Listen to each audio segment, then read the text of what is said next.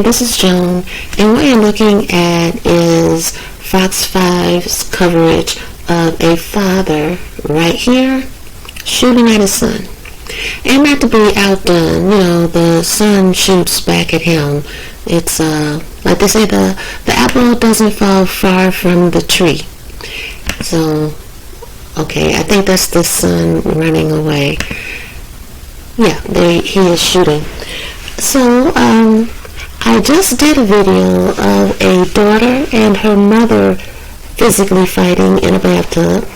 And here you see a father and son out on the street shooting. They're way beyond physical blows. They're straight up shooting at each other. Fortunately, nobody was hurt. Nobody was even injured. So it's a wonderful thing here that, neither one of them was a really great shot.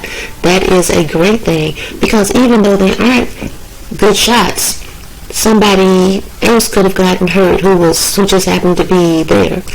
But the reason why I'm bringing this up, and also, once it progresses to violence, it is considered psychopathy.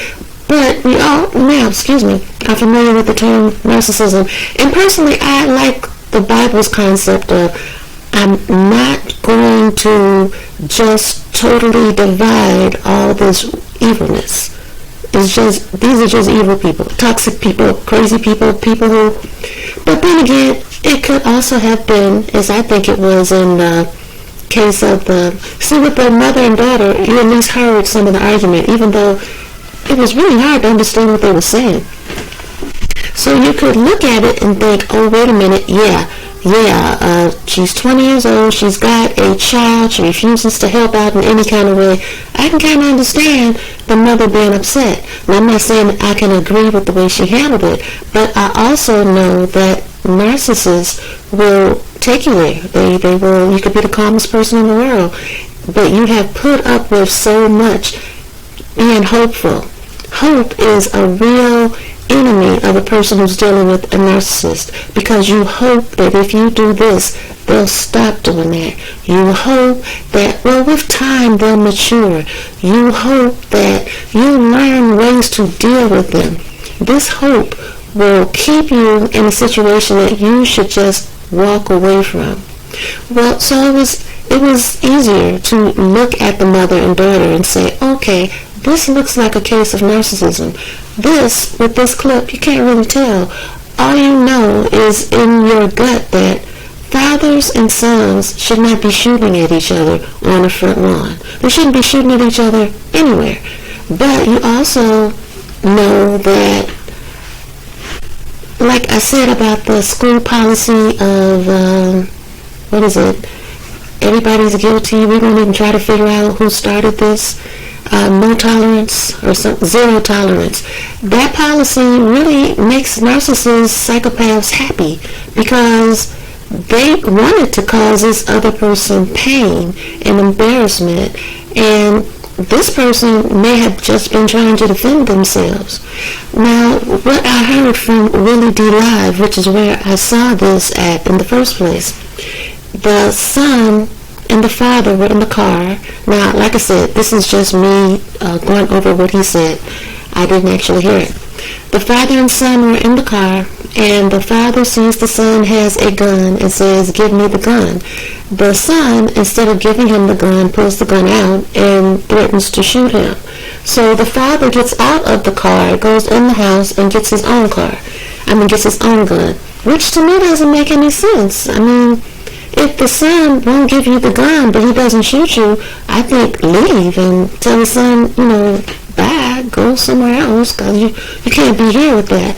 But the apple doesn't fall far from the tree. So in this case, it is very difficult to say, oh, this one shouldn't have done that, or that one shouldn't have done this, because you don't have any idea exactly, not a total idea of what is going on. You just know this is not the way life is supposed to be lived.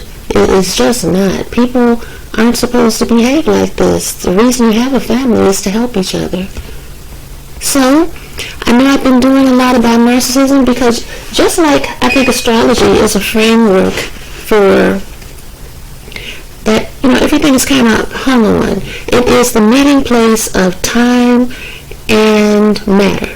Space and matter, whatever it is that people used to ask when they were trying to be really philosophical and impress people. They'd say, can there be any space without time? And, that really gave me a headache because I couldn't figure out, well, if it's time, well, I'm not even going to go into it. But anyway, that's what I think astrology is, kind of the answer to that, or the whole concept of it, or something. I am much more likely to care about, to want to know how something works. Well, I don't want to know how it works, I just want to know how to work it. That's how I use the computer. I have no idea how these things do, but I know if I play around with it long enough, eventually I'll figure something out. I mean, and pretty much everybody does that to a certain extent. When you turn on your TV, you don't think, well, first this electron is going to light up that, but, I'm off the subject. Let me go back to what I was saying, that even if it does not seem like what I'm talking about is Bible-based, or faith-based, or the Most High-based, everything I say is. I mean, that was my whole point. And I know that you're supposed to have more of a narrow scope. But again, like I said, I look back at astrology. I am an Aquarius. Like this guy told me, you're not a strong Aquarius, but I'm beginning to beg to differ. Because the sun before Aquarius is a water bearer. Now, that means that somebody pouring something down on you. That means that they are not down there with you. They're like a bird in a tree looking down, seeing how everything is laid out. They don't see the details.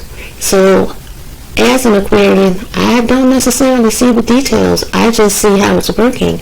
And, the point is that I see the large patterns that all of these things are connected, that the Bible is connected to astrology, is connected to narcissism, is connected to how everybody is getting along, and also is connected to witchcraft. Witchcraft is also a faith. You're not having faith. You might actually have faith in the Most High. You just have more love for the Most Low, But the thing is, this was all prophesied in the Bible. And let me show you where. And it's a verse you're probably familiar with if you had to go to church at any time in your life, or the Kingdom Hall, or wherever. This is Matthew 10, and no, I'm not going to read the whole thing. I'm going to skip down to, this is Matthew 10, and I'm not going to read all of it. I'm just going to read, I'm just going to read, actually, 34 through 36. Okay, and this is the Savior speaking. Think not that I am come to send peace on earth. I came not to send peace, but a sword. For I am come to set a man at variance against his father, and the daughter against her mother, and the daughter-in-law against her mother-in-law. And a man's foes shall be they of his own household. So, again, the things that are happening now that you look at and you say, this is some weird stuff. Why is this happening? You were told it was going to happen. You were told this. It's just that as the years go on, we're more and more likely to discount biblical warnings, but they're all being fulfilled right before your eyes. So be very prayerful. And if your child has a gun in the car, if you make it out the car alive, I don't think you should go get that's your child. You don't want to hurt them. You don't want them to hurt you either. Maybe you should just call the police. While we still have the police, because, I don't understand the people talking about defund the police, but that is another story altogether, totally. So you guys have a great, prayerful, and hopefully a safe day.